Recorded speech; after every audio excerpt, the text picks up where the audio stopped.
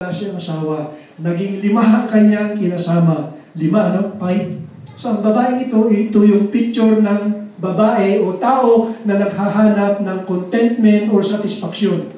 Di ba may mga tao ganun? Papalit-palit. Kasi naghahanap po sila ng kaligayahan. Tulungan niyo po ako. Tama po? 5 lalaki. Hindi po siya satisfied sa una, kaya may pangalawa. Hindi po na-satisfied. Siguro 1 month lang, dumating yung pangatlo. Hindi naman, walang satisfaction. Dumating yung pang-4, pang-5. Ngayon, dumating yung pang-6, ang ating Panginoon. Anong nangyari nung nakausap niya ang Panginoon? Siguro ito ng Messiah. Nagkaroon ng satisfaction sa kanyang buhay. Nagkaroon po ng real joy o meaning ng kanyang buhay. Di ba ganun ang nangyari po sa inyo? Nung na-meet niyo si Jesus, anong nangyari? Nag-iba ang takbo ng buhay mo, pananaw ng buhay mo. Kagaya ko po. Dati ako po ay drug addict, mangiinom, almost everyday lasing po ako. Okay? Drug addict, nagsasyabu. Mga kapatid po natin sa mga kapulisan, huwag po kong huli. Pasto po yun. Okay? Okay? Nag-umpisa po ako pwede ba akong mag-testimony? Okay lang po sa inyo?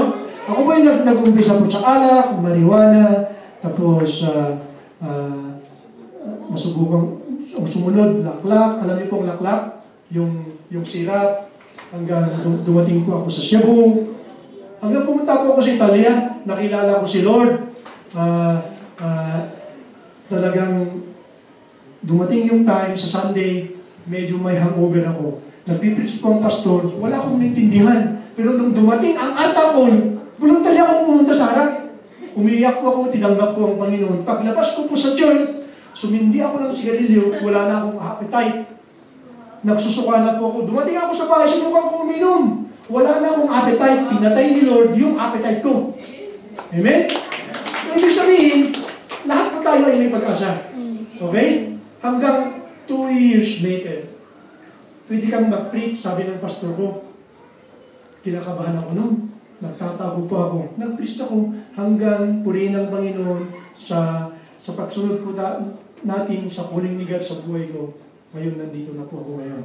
Ang point ko lang mga kapatid ay mabuti po ang Panginoon. Naunawaan ko talaga na wala na akong babalikan sa mundo. Why? Nasubukan ko na namuhay sa mundo at nasubukan kong namuhay na kasama ko ang Panginoon. Pero ang pipiliin ko na ngayon ay yung paalipin kay Kristo. Amen? Nasaan na po ako? Itong babae, nagkaroon po ng meaning ng kanyang buhay. Ganon din ang nangyari po sa atin. Tama po ako? Okay? Nagkaroon po ng excitement, enjoyment itong babae. Dahil sa kanyang excitement, nung namin na si Jesus Christ, what's this one? Meron kayong verse 28, 4:28. Sinong may Bible?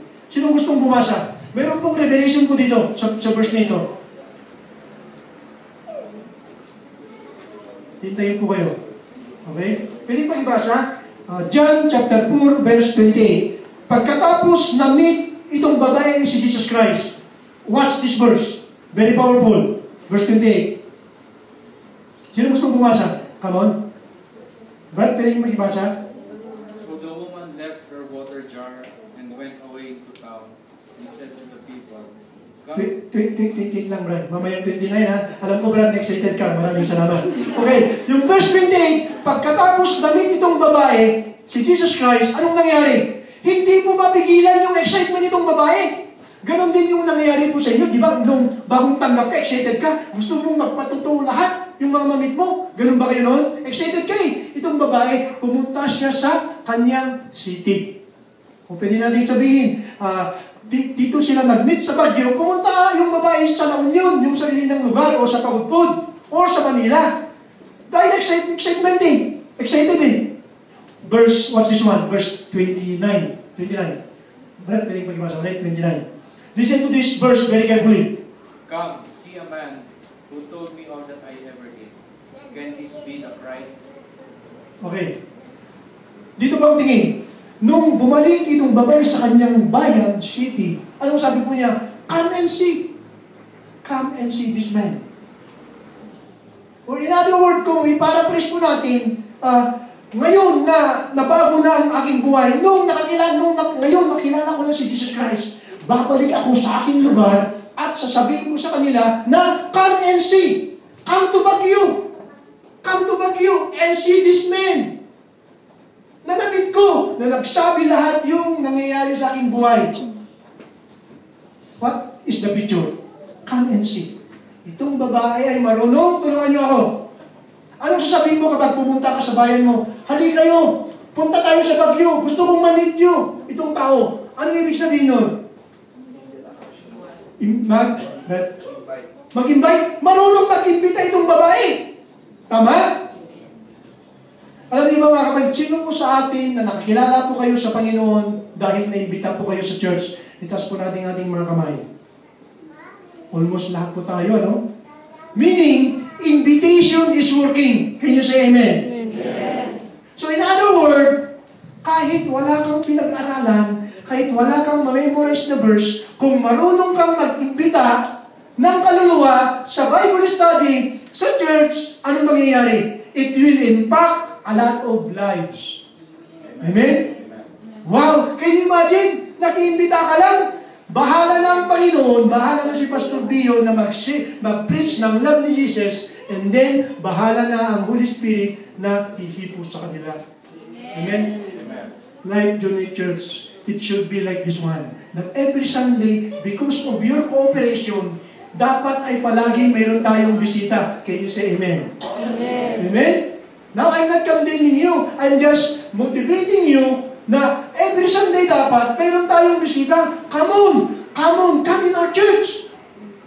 Dahil nandun ang presensya ni God. Now, don't misunderstand me. That's the list. Yun lang ay sinasabi ko po sa inyo, list. Yung pinakamaliit na pwede mong gawin to help bring the harvest to the kingdom of God. Of course, mga kapatid, mayroon din tayo yung confrontational style na kagaya po ni Peter sa Acts chapter 3, nung bumaba po ng Spirit, nag-preach po siya, mag-repent kayo! Ganyan mag-ginagawa nyo? Pwede rin yun. Meron din yung relational approach evangelism, yung close relatives mo, ganon. Pero ang point ko ay, very least na pwede mong gawin na even though you are 11 years old, 9 years old, or even though ang babae kaya nag-preach, hindi. Mayroon siyang sinabing verse, wala. Sabi lang niya, come and see. Let's see the fruit of this invitation. Verse 39, Brad, verse 39. What's this one? Verse 39.